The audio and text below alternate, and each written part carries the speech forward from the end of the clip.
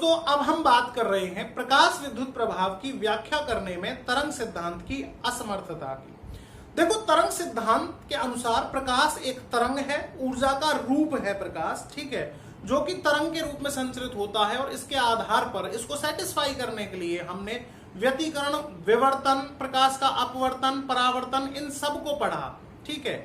मतलब ये वो सब प्रभाव थे जिनकी व्याख्या तरंग सिद्धांत के अनुसार की जाती है। इसका मतलब ये हुआ कि प्रकाश जो है वो एक तरंग है, ठीक है।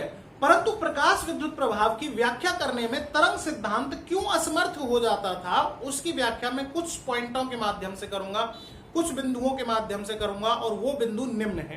पहले बिंदु की बात करते हैं दोस्तों। प्रकाश को हमने तरंग माना है और तरंग ऊर्जा की वाहक होती हैं। तरंग अर्थात ऊर्जा संचरण की विधि है तरंग एक, ठीक है। जब प्रकाश तरंग है तो अगर किसी धातु सतह पर, मान लो यहां पर आपकी कोई धातु सतह है दोस्तों, ठीक है, ये कोई धातु सतह है बेटा, और इस धातु सतह पर कौन मौजूद होंगे? इलेक्ट्रॉन्स। धातु सतह पर हम सभी जानते हैं कि धातुओं के पास मुक्त इलेक्ट्रॉन्स होते हैं। अब यदि एक निश्चित न्यूनतम आवृत्ति का या किसी भी आवृत्ति का प्रकाश आपतित हो, हम बात निश्चित न्यूनतम की नहीं करेंगे, आवृत्ति का भी कोई लेना देना नहीं होगा, किसी भी तीव्रता का प्रकाश आपतित हो तो प्रकाश यहां पर आपतित होगा, ठीक है। अब यदि हम प्रकाश की तीव्रता को बढ़ा दें, मतलब बहुत ज्यादा प्रकाश आपतित करवा दें, तो प्रकाश ऊर्जा का एक रूप है, प्रकाश तरंग है। अब ज्यादा तीव्रता आपतित होगी, इसका मतलब यहां पर प्रकाश की ऊर्जा भी ज्यादा होगी, और धातु सतह से इलेक्ट्रॉनों को अलग करने के लिए क्या चाहिए? ऊर्जा चाहिए। क्या चाहिए? ऊर्जा। अब हम जब खूब तीव्रता बढ़ा लेंगे फिर भी धातु सतह से इलेक्ट्रॉन उत्सर्जित नहीं होंगे। ऐसा क्यों हो रहा है, इसकी व्याख्या जो तरंग सिद्धांत था प्रकाश का वो नहीं कर पाया। जबकि तरंग सिद्धांत के अनुसार तो आप तीव्रता बढ़ाने पर इलेक्ट्रॉन उत्सर्जित हो जाने चाहिए थे, परंतु यहां ऐसा नहीं हो रहा है। क्यों नहीं हो रहा है? तीव्रता बढ़ाने पर भी इलेक्ट्रॉन अलग नहीं हो रहे हैं, तरंग सिद्धांत इसकी व्याख्या नहीं कर पाया।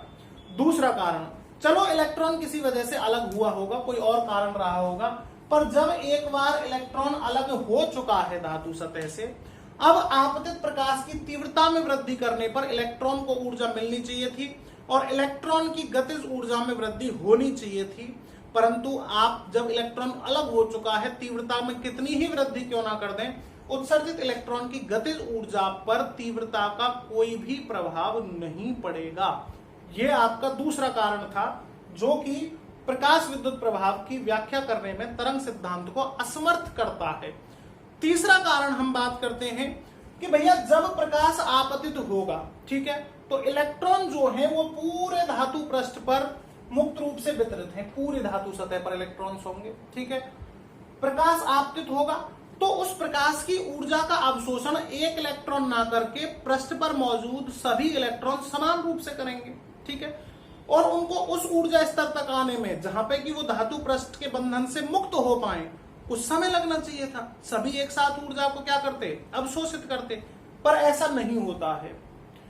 आप जब प्रकाश आपतित होगा, इलेक्ट्रॉन अलग होगा, तो उसमें समय लगना चाहिए था। क्या लगना चाहिए था? समय लगना चाहिए था, परंतु यहां पर ऐसा नहीं होता है।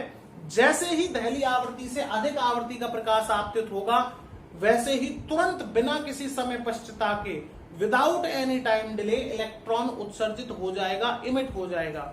ऐसा क्यों हो रहा है, इसकी व्याख्या भी तरंग सिद्धांत नहीं कर पाया।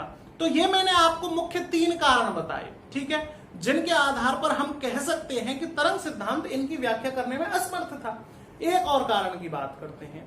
बेटा, प्रकाश के तरंग सिद्धांत के अनुसार उत्सर्जित इलेक्ट्रॉन की गतिज ऊर्जा और आवृत्ति में कोई संबंध होना ही नहीं चाहिए था तरंग सिद्धांत के अनुसार, क्योंकि तरंग तो तीव्रता आपतित होगी तो ऊर्जा आएगी, आवृत्ति से कोई लेना देना नहीं था। परंतु आपतित प्रकाश की आवृत्ति में वृद्धि करने पर उत्सर्जित इलेक्ट्रॉन की गतिज ऊर्जा भी बहुत ज्यादा बढ़ जाती है या आवृत्ति के अनुपात में रैखिक रूप से बढ़ती है।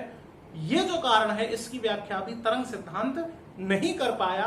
और दोस्तों, ये 4 कारण थे जिनकी वजह से हम कहते हैं कि प्रकाश विद्युत प्रभाव की व्याख्या करने में तरंग सिद्धांत असमर्थ था। ठीक है बेटा, ये मैंने आपको कारण बताया।